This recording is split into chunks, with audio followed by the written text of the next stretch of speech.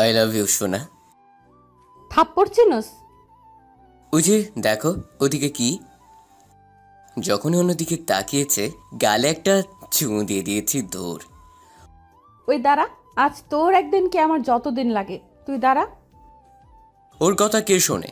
আমি মায়ের না খাওয়ার ভয়ে দৌড়াচ্ছি, সব শক্তি দিয়ে দৌড়াচ্ছি, কিন্তু পায়ে কোনো শক্তি নাই। মেয়েটা ধরলো আমাকে, ধরিয়ে একটা থাপ্পড় দিল। কিন্তু একটা জিনিস বুঝতেছি না, ওই আমাকে থাপ্পড় মারতেছে, আমার কোনো রাগ বা কান্না আসতেছে না, শুধু হাসি পাচ্ছে। মেয়েটা যেই না জুতা দিয়ে আমাকে মারবে তখনও চোখ খুলে দেখি ভাতিজা কাতুকুতু দিচ্ছে। আমার চোখ খোলা দেখেই দিয়েছে এক দৌড়। যাক বাবা, বাঁচা গেল। জুতার মার খাওয়া থেকে বাঁচলাম। দেখছেন আমার কি ফাঁটা কপাল। স্বপ্নের মধ্যেও থাপ্পড় খাই আমি। অনেক অনেক অনেক দুঃখিত, কারণ এখন আমার পরিচয় দেওয়াই হয়নি। আমি হলাম মোহাম্মদ সুজন হোসেন, বাবা মায়ের 2 নম্বর পুত্র। আসলে আমরা 3 বোন 2 ভাই। ইন্টার পরীক্ষা দেওয়ার পর আর পড়ার ইচ্ছা হয় নাই, তাই আর পড়িও নাই। আর কিছু বলা যাবে না, ক্ষুধা লাগছে, ফ্রেশ হয়ে খেতে গেলাম। তো প্রতিদিনের মতো আজকেও শুরু হলো। তা তুই তো পড়ালেখা করলি না, কোনো একটা কাজও করিস না, তো করবিটা কি তুই? চিন্তা নাই, কাজ এমনিতেই আমার কাছে আসবে। চুপ কর বেয়াদব। আমি আর কোনো কথা না বলে চুপচাপ খেয়ে দিয়ে চলে আসলাম বন্ধুদের সাথে আড্ডা দিতে। সারাদিন আড্ডা দিয়ে বাড়িতে এসে খাওয়া দাওয়া করেই শুয়ে পড়লাম। পরদিন সকালে উঠে ফ্রেশ হয়ে খাওয়া দাওয়া শেষ করে যখনই বাড়ির বাইরে যাব তখনই কোথা থেকে যেন আমার আব্বুর এক বন্ধু আসলো। কেমন আছো? জি ভালো আছি, আপনি কেমন আছেন? এই তো বাবা, ভালোই আছি। তোমার জন্য একটা সুসংবাদ আছে। কি এমন সুসংবাদ আঙ্কেল? তোমার জন্য একটা কাজের ব্যবস্থা করেছি। সত্যি? মেজাজটাই খারাপ করে দিল, তবে কথা বললাম খুশি হওয়ার ভান করে। আচ্ছা, কালকে তোমাকে নিতে আসবো। এখন কোথায় যাবে যাও। জি আঙ্কেল। পরে তিনি আব্বু আম্মুর সাথে কথা বলে চলে গেলেন। আমি সন্ধ্যায় বাসায় যাওয়ার পরে, কালকে তোকে ঢাকা যেতে হবে। ঢাকায় আবার যাব কেন? ওখানেই তোর কাজ করতে হবে। তা ঠিক আছে, কিন্তু কাজটা কি? সব সময় একটা মেয়ের সাথে সাথেই থাকতে হবে। কেন, দেহরক্ষী নাই তার?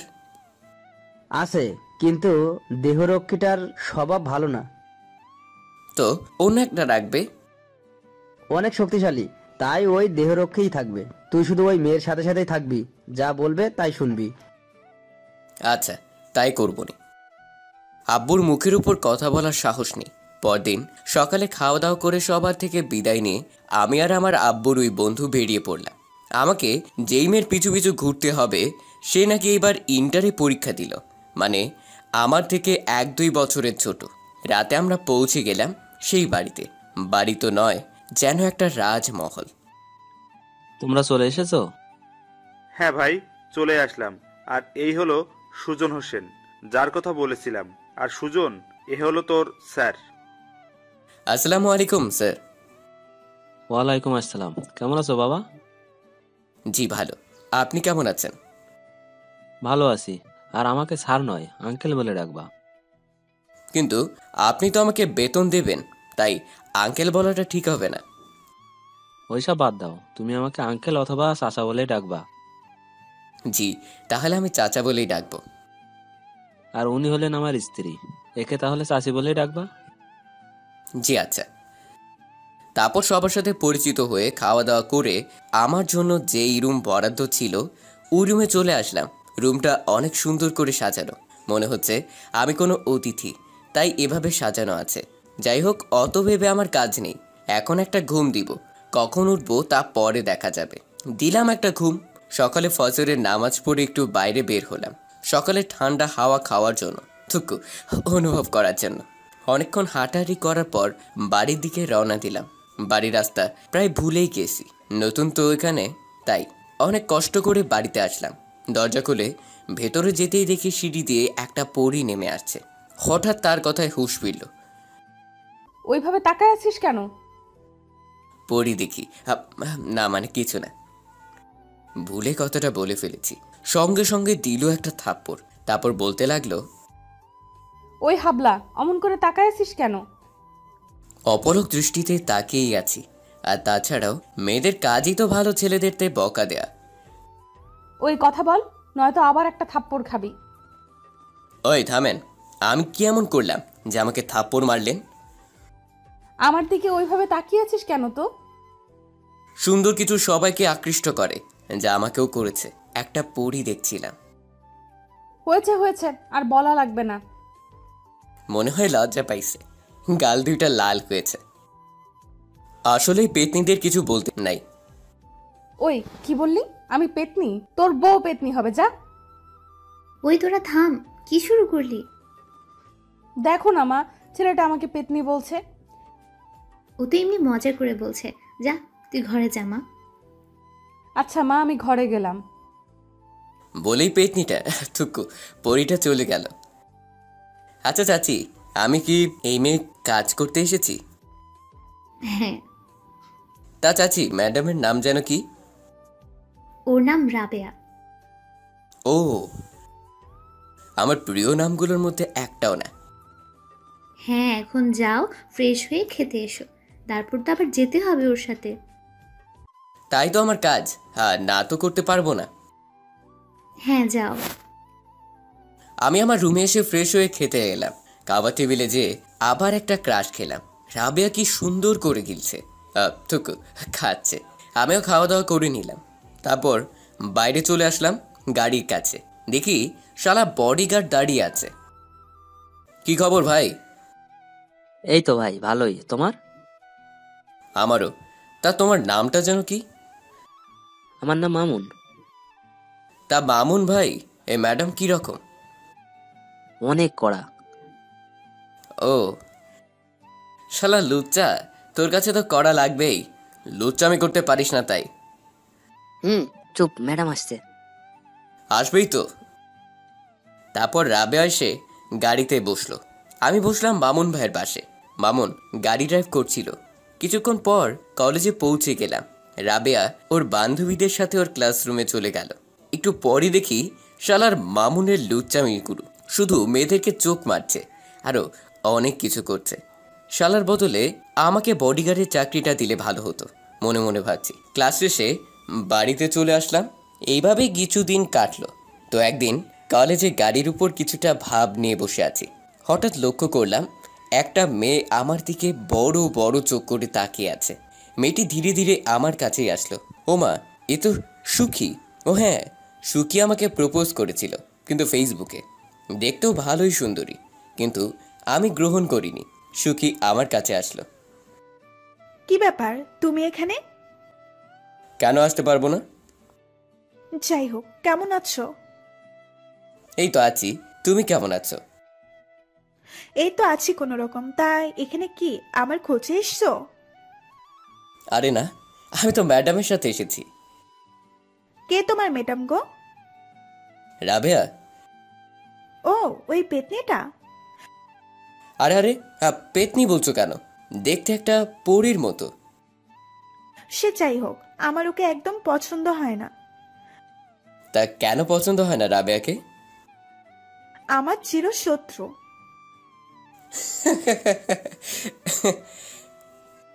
হাসো কেন? মেয়েরাও আবার শত্রুতা করে? হুম বাসা যাবে না? হুম এখন চাই, পরে কথা হবে।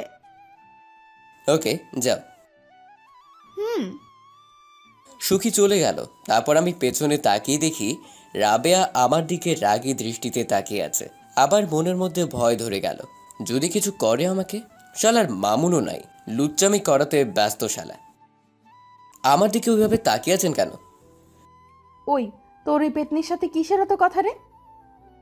না, এমনি। আমাকে চেনে তো, তাই কথা বললো। তোকে কিভাবে চিনলো? ফেসবুকে পরিচয়, আমাকে প্রপোজও করেছে।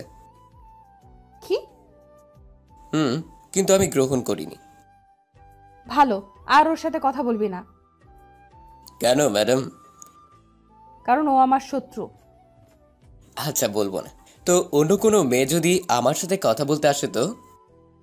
তো কি আবার, ভালো লাগলে বলবি, কিন্তু এই পেতনির সাথে না, মনে থাকে যেন। আচ্ছা, খুব মনে থাকবে। এখন মামুন ভাইয়াকে ডাক, বাসায় যাব। আমি মামুনকে ডেকে এনে গাড়ি করে বাসায় চলে আসলাম। এইভাবেই 2 মাস কাটলো। আমি নিজের টাকায় মোবাইল কিনেছি, তা আবার সিম্ফনি, মানে J4। কি যে অনুভূতি নিজের টাকায় এত দামি ফোন কেনার, তা আপনারা বুঝবেন না। রাবেয়ার বাবা মা সবসময় আমাকে নিজের ছেলের মতোই দেখে, কিন্তু শালা লুচ্চা মামুনটার সাথে ঠিকমতো কথাও বলে না। তো একদিন সকালে ঘুম থেকে উঠে নামাজ আদায় করলাম, তারপর বাইরে হাঁটতে গেলাম। কিছু সময় পর আবার বাসায় চলে আসলাম। আর বাসায় আসার পর যা শুনলাম, তাতে খুশি হব না কাঁদবো কি করব কিছুই ভেবে পাচ্ছি না। রাবেয়া আব্বা মানে চাচা আমাকে বলল, বাবা, তোমাকে একটা কথা বলতাম। জি চাচা বলেন, কি বলতে চান আপনি? তুমি তো জানোই যে মামুন কেমন লোক। জি চাচা, একদমই খারাপ স্বভাবের। তাই আমি একটা কাজ করেছি। কি কাজ? ওকে চাকরি থেকে বরখাস্ত করেছি। একদমই ঠিক করেছেন, কিন্তু রাবেয়ার বডিগার্ড কে থাকবে, তাই তো? জি চাচা। তোমার চাচি আর আমি মিলে একটা সিদ্ধান্ত নিয়েছি, আশা করি তোমার পছন্দ হবে। কি সিদ্ধান্ত বলেন? তুমি রাবেয়ার বডিগার্ডের চাকরিটা নাও। আমি করব বডিগার্ডের চাকরি। হ্যাঁ, এমনিতে অনেক ভালো, তাই তোমার উপর আমার বিশ্বাস আছে। আর টাকার ব্যাপারে চিন্তা করো না, তোমার বেতন দ্বিগুণ করা হবে। জি আচ্ছা, আপনাদের কথা তো আর ফেলতে পারি না। বেতন বেশি করার জন্য চাকরিটা নিলাম, নইলে কখনোই নিতাম না। এই তো ভালো ছেলে, যাও এখন ফ্রেশ হয়ে এসো, রাবেয়ার কলেজের আবার সময় হয়ে আসছে। জি চাচা। আমি চলে আসলাম আমার রুমে। এখন বলি, রাবেয়ার বডিগার্ডের চাকরিটা নেওয়া মানে একদমই ওর চাকরের মতো থাকা। ওই গাড়িতে উঠার এবং নামার সময় আমাকে গাড়ির দরজা খুলতে লাগাতে হবে। এই কাজটা শালা লুচ্চা মামুন করতো। আমার এটা একদমই সহ্য হয় না। যাই হোক, টাকা তো বেশি পাওয়া যাবে। ফ্রেশ হয়ে খাওয়া শেষ করে বাইরে গাড়ির কাছে দাঁড়িয়ে আছি। একটু পর রাবে আসলো। ওই হাবলা, দরজা খোল। নিজের তো হাত আছে, তা দিয়ে খুললে কি হয়? আচ্ছা তাহলে আব্বুকে বলছি, দাঁড়ায় থাক এখানে। আমি তো মজা করলাম। এই তো খুলছি, বসেন। Good boy. চলেন।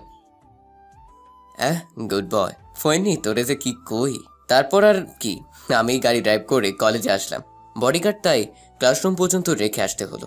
আপনারা কি ভাবছেন আমি বডিগার্ডের বিজয়ের মতো সবকিছু মিলিয়ে কাপড় পরেছি? আরে ভাই, আমি যেই রকম করে কাপড় পরি ওইভাবেই আছি। একটা শার্ট প্যান্ট জুতা আর কি পরছি কমুনায়, সাথে একটা চশমাও আছে। তাই বলে কানা না। তারপর কলেজ ছুটি হলো।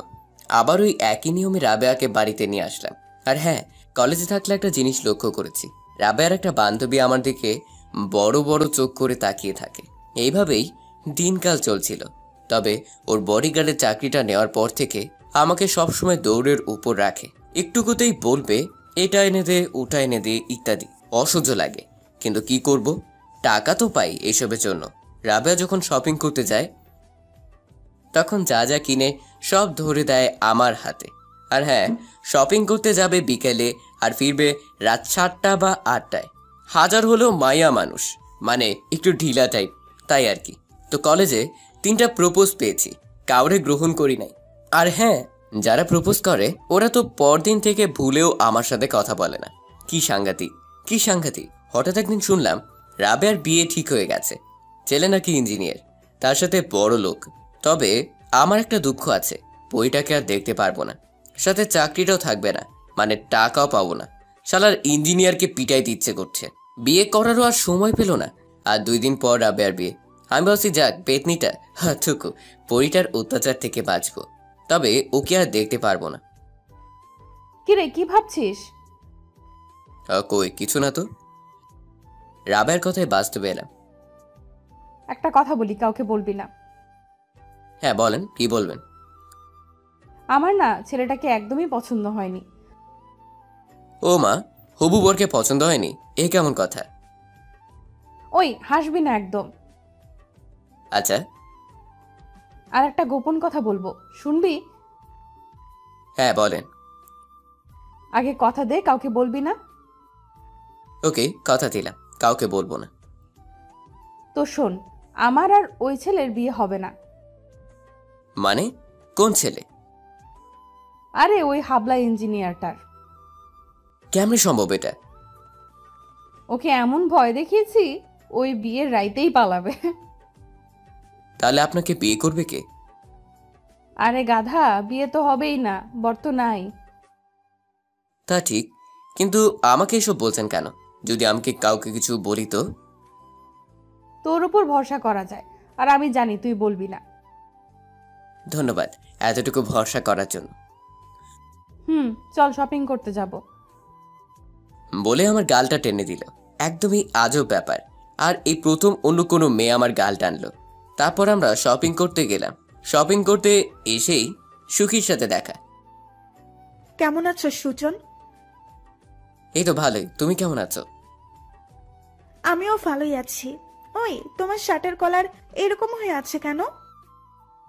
ধন্যবাদ। তারপর অনেক কথাই হলো। সুখী চলে গেল। আমার দিকে কেউ রাগী ভাবে তাকিয়ে আছে। এমন মনে হলো যেই না মাথাটা ঘুরালাম দেখি রাবেয়ার চোখ কান লাল হয়ে গেছে। চল বাসায় চল। এখনো তো কিছুই কিনলেন না। আমি বলেছি বাসায় চল। আমি আর কিছুই বলিনি। রাবেয়াকে গাড়ি করে বাসায় নিয়ে আসলাম। রাবেয়াকে বাসায় এনে যখন গাড়ির দরজা খুলতে গেলাম দেখি ও আগেই দরজা খুলছে। আমি রাবেয়ার কাছে যেতেই ঠাস ঠাস করে 2টা থাপ্পড় দিল আমার নরম 2 গালে। আমি তো পুরাই অবাক। আমাকে বিনা দোষে আমাকে থাপ্পড় মারার কি আছে? আমাকে এভাবে থাপ্পড় মারলেন কেন? তোকে বারণ করার পরেও তুই ওই ডাইনির সাথে কথা বলতে গেছিস কেন? কোন ডাইনি? সুখীর সাথে। ওই তো কথা বলতে আসলো। কথায় যখন বলছিলি তো তোর গায়ে হাত দিল কেন? আমার শার্টের কলারটা ঠিক করে দিল। কেন তুই নিজে ঠিক করতে পারতি না? আর আমি কি বুঝতে পারছি নাকি যে ও এরকম করবে? হয়েছে হয়েছে, থাক, আর মিথ্যা বলা লাগবে না। আমি আবার কি মিথ্যে বললাম? কোনো উত্তর না দিয়ে চলে গেল। বাবা, হাতের কি জোর! গাল 2টা ব্যথা করে দিছে। রাবের বাচ্চা, তোর কপালে আমার মতো খারাপ বোন জুটবে যা। এইসব বলেই বকতেছি, কিন্তু মনে মনে সামনাসামনি বলে তো আমাকে খুনই করে ফেলবে। আমিও আর বাইরে দাঁড়িয়ে না থেকে আমার রুমে চলে আসলাম। বাড়িটা খুবই সুন্দর করে সাজানো হচ্ছে, কিন্তু সব মজাই তো রাবেয়াটা নষ্ট করে দিবে। ওর তো বিয়েই হবে না। যাই হোক, আমার তাতে কি, আমি তো শুধু খাবো। পরদিন সকালে ঘুম থেকে উঠে নামাজ পড়ে বাইরে হাঁটতে গেলাম। তারপর সময় মতো আবার বাসায় ফিরে আসলাম। কিন্তু আজকে রাবেয়াকে দেখতে পেলাম না। প্রতিদিনই হেঁটে আসার পর দেখি ও নিচে সবার সাথে বসে থাকে, কিন্তু আজকে নাই। কি জন্য জানি না। আজকে সারা দিন ওকে দেখিনি। তাই বা দেখলাম আমার বউ তো নয়। পরদিন বিয়ে হবে কি না তা তো জানি না। যা হবার হবে, আমি ঘুমিয়ে পড়ব। যেই না একটু বিছানায় বসেছি অমনি কলিজাটা দৌড়ে এসেই আমার কোলে লাফ। কলিজাটা হলো আমার বড় ভাইয়ের মেয়ে। আপনাদের তো জানার কথা। তারপর বাইরে যে দেখি আমার পরিবারের সব বান্দা বান্দি হাজির। আমি নিশ্চিত এটা চাচা চাচির কাজ। যাই হোক, আমি তো অনেকদিন পর পরিবারের লোকদের সাথে দেখা করতে পারলাম। সবার সাথে রাত 12:30 পর্যন্ত আড্ডা দিয়ে শুতে যাব, তখনই দেখি রাবেয়া নিচে নামছে। এত রাতে নিচে নামছে মানে পিপাসা পেয়েছে। রাবের হাতের দিকে লক্ষ্য করে দেখি ওর ডান হাতটা ব্যান্ডেজ করা। ওর হাত আবার কখন কাটলো? আর মজার বিষয় হলো, আমাকে যেই হাতে থাপ্পড় মেরেছিল ওই হাতেই ব্যান্ডেজ করা। ঠিক হয়েছে, আর মারবি আমাকে? আমি কোনো কথা না বলে চুপচাপ রুমে চলে আসলাম। পরদিন অনেক আত্মীয় দেখছি বাড়িতে। দুপুরে খাবার সময় রাবেয়ার বান্ধবীটা আমার দিকে চেয়েই আছে। আমি ওর দিকে তাকালেই চোখ ফিরিয়ে নিচ্ছে। তারপর থেকে রাত 7টা পর্যন্ত আমার পিছু পিছু ঘুরেছে। একটু পর সবাই জানতে পারলো যে বর আসবে না। সে অন্য মেয়েকে ভালোবাসে, কিন্তু আমি একাই জানি যে বর ভয়েই আসেনি। তো আমি একটা জায়গায় দাঁড়িয়ে আছি। তখন রাবেয়ার বান্ধবীটা এসে, সুজন, তোমাকে কিছু বলার ছিল। হ্যাঁ বলেন, কি বলতে চাইছেন? ঘুরিয়ে পিছিয়ে না বলে সরাসরি বলছি, তোমাকে আমার ভালো লাগে। তো আমি কি করব? আমি তোমাকে ভালোবাসি সুজন, প্লিজ আমাকে ফিরিয়ে দিও না। আরে কিসব বলছেন? পিছন থেকে চাচা এসে বলল, বাবা সুজন, তোমার সাথে কিছু কথা ছিল। হ্যাঁ চাচা বলেন। চাচা আমার হাত ধরে একটা ঘরে নিয়ে যে বলল, বাবা, আমার মেয়েটাকে বিয়ে করে নাও দয়া করে। এই সম্ভব না চাচা। আমি তো পুরাই অবাক। প্লিজ আমার সম্মানটা রক্ষা করো। আমি একা রাজি থাকলে হবে না। আপনার মেয়েরও আমার পরিবারের সম্মতি লাগবে। তোমার পরিবারের সবাইকে রাজি করিয়েছি। আর ম্যাডাম? রাবেয়াকেও রাজি করিয়েছি। তারপরও আমি তো আপনাদের মতো বড় লোক না। তো কি হয়েছে? তুমি শুধু আমার মেয়েটাকে বিয়ে করো বাবা, প্লিজ। ম্যাডাম যদি আমাকে মেনে না নেয় তো? তুমি তোমার ভালোবাসা দিয়ে ওকে রাজি করিয়ে নিও, তবুও ওকে বিয়ে করে আমার সম্মানটা রক্ষা করো। ওকে, আমি রাজি। তারপরে চাচা মানে হবু শ্বশুর আমাকে কিছু কাপড় দিয়ে দিল। আমিও ভদ্র ছেলের মতো পরে নিলাম। খুবই শান্তশিষ্টভাবে বিয়েটা হয়ে গেল। তবে রাবেয়ার বান্ধবীগুলো কষ্ট পাইছে মনে হয়। ওদের চেহারা একদমই শুকিয়ে গেছে। অনেক রাত হয়ে গেছে। আমি ঘরের বাইরে দাঁড়িয়ে আছি। তখন কোথা থেকে যেন ভাবে এসে আমাকে জোর করে ঘরে ঢুকিয়ে দিল। অন্য সময় তো আমার সাথে খারাপ ব্যবহার করছে, এখন তোকে বিয়ে করেছি, না জানি আমার কি অবস্থা করে। সবাই আমার জন্য দোয়া করবেন যাতে বাসরাতে কোনো থাপ্পড় না খাই। তো আমি বাসর ঘরে দরজা লাগিয়ে দিয়ে পেছনে ঘুরিয়ে দেখি রাবেয়া আমার একদম কাছাকাছি দাঁড়িয়ে আছে।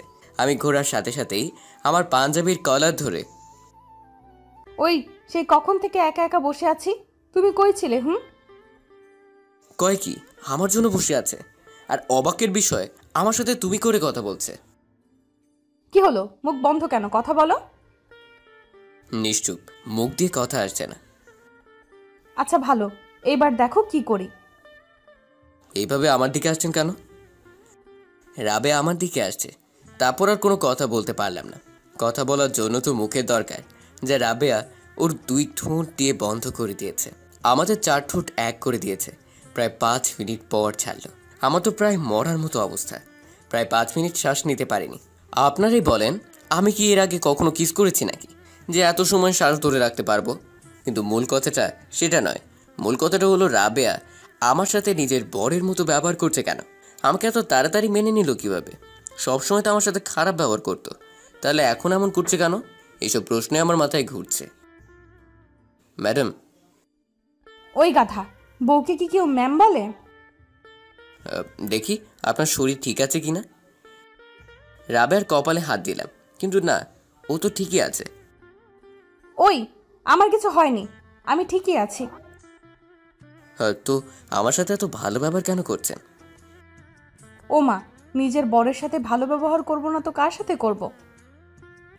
আমি তো আপনার বর না। ওই পাগল, তখন না আমাদের বিয়ে হলো? ও ও হ্যাঁ, তাই তো, আমাদের তো বিয়ে হয়েছে। রাবেয়ার আচরণে আমি ভুলেই গেছি আমার বিয়ে হয়েছে রাবেয়ার সাথে। তাহলে? না, কিছু না। গুড। আমাকে নিজের স্বামী হিসেবে মেনে নিয়েছেন। তো কি করব, তুমি তো আমার বিয়ে করা বর, তোমাকে তো মেনে নিতেই হবে। আর হ্যাঁ, আমি তো শুধু তোমাকেই ভালোবাসি। আপনার তো মান সম্মান থাকবে না। আমি তো আপনার মতো বড় লোক না। ওই চুপ, একদম চুপ, তুমিই আমার স্বামী। হ্যাঁ, আপনি তো সবসময় আমার সাথে খারাপ ব্যবহার করতেন, তুই করে কথা বলতেন, তো এখন এত ভালো ব্যবহার কেমনে সম্ভব? তো শোনো, আমি তোমাকে আজ থেকে নয়, আরো আগে থেকে আমি তোমাকে ভালোবাসি। আমি বাড়িতে আসার পর থেকে? তারও আগে থেকে। কখন, কবে, কিভাবে? তুমি এই বাড়িতে আসারও 2 মাস আগে থেকে। আরে আমি তো আমার শহর ছাড়া কোনো শহরে থাকিনি, তো আমাকে কখন ভালোবাসলেন? ওই, এত কথা বলো কেন? আজকে না আমাদের বাসর রাত? আগে বলতে হবে আমাকে কিভাবে ভালোবাসলেন। তো শোনো, তুমি এই বাড়িতে আসার কয়েক মাস আগে আমি তোমাদের শহরে আমার এক বান্ধবীর বাড়িতে ছিলাম 1 মাস। ওইখানে থাকার সময় একদিন আমি বাজারে গিয়েছিলাম, তখন তোমাকে দেখেছিলাম। দেখি তুমি মাথা নিচু করে হাঁটতেছো, কোনো মেয়ের দিকে তাকাওনি, আবার সবার সাথে ভালো ব্যবহার করছো। তখন তোমাকে দেখেই ভালো লেগে যায়। তারপর পিছু পিছু তোমাদের বাড়ি গিয়েছি, তোমার সম্পর্কে খোঁজ খবর নিয়েছি। সবাই বলছিল ছেলেটা অনেক ভালো, এলাকার সবাই পছন্দ করে তোমাকে। এইভাবে পুরো 1 মাস তোমাকে ফলো করেছি। আমিও নিশ্চিত হয়েছি যে তুমি ভালো ছেলে। ওই 1 মাসের মধ্যে কখন যে তোমাকে ভালোবেসে ফেলেছি জানি না। তারপর খোঁজ নিয়ে জানতে পারলাম আমি তোমার বাবার বন্ধুকে আমার বাবা চেনে, তাই তোমার বাবার বন্ধুকে হাত করেই তোমাকে আমার কাছে এনেছি। আর যার সাথে আমার বিয়ে ঠিক হয়েছিল তাকে অনেক ভয় দেখিয়েছি। কি বলবো কিছুই বুঝতে পারছি না। তারপর রাবেয়া আবার বলল, কি হলো, কথা বলছো না কেন? আমাকে যখন এতই ভালোবাসেন তো আমার সাথে এত খারাপ ব্যবহার কেন করছিলেন? আমি তোমাকে দেখেছিলাম যে তুমি কেমন করো এমন ব্যবহারের পরেও, কিন্তু তুমি ঠিক মতো কাজ করছো, কোনো অভিযোগ করনি। অনেক ভালো, সেদিন থাপ্পু দুইটা না মানলেও পারতেন। ওই দিন ওই সুখীর সাথে কথা বলায় আরও তোমার গায়ে হাত দেওয়ার অনেক রাগ হয়েছিল। আর দেখো, তোমাকে মারার পর আমি আমার নিজের হাতেও ব্যথা দিছি। তাহলে এই কারণেই রাবেয়া হাত ব্যান্ডেজ করেছিল? আমার জন্য পাগলিটা নিজেকে কষ্ট দিচ্ছে। আর কখনো এমন করবে না। তুমি তো এখন আমার, তাই আর এমন করার প্রশ্নই আসে না। আর অন্য কারো যদি হয়ে যায়? তাহলে রাবেয়া নামের একটা মেয়ে দুনিয়া থেকে উঠে যাবে। আর কখনো এমন কথা বলবে না। তোমার কিছু হলে আমার বাবুর আম্মু কই পাবো? আর আমি বাঁচবো কি করে? এখনই বাবুর আম্মু? ও মা, তুমি তো আমার বাবুর আম্মু হবে। আর তুমি আমার বাবুর আব্বু। আজকে যেন কিসের রাত আমাদের? যা দুষ্টু। আমি দুষ্টু তাই না? তখন তো তুমিই বললে এই কথাটা। তারপর সোজা আমাকে নিয়ে গেল। কোথায় নিয়ে যাবে বুঝতেই তো পারছেন। তাই বলে ছাদে না, ওর তো আগে স্বামীকে দরকার, তাই ছাদে অন্য সময় যেতে পারবে। তাই আপাতত আমাকে বিছানায় নিয়ে গেল। তারপর কিছু একটা হবে, এখন কি হবে তা তো বলতে পারবো না, কিন্তু জানতে চাইলে বিয়ে করে ফেলুন, আপনারাও জানতে পারবেন কি হবে।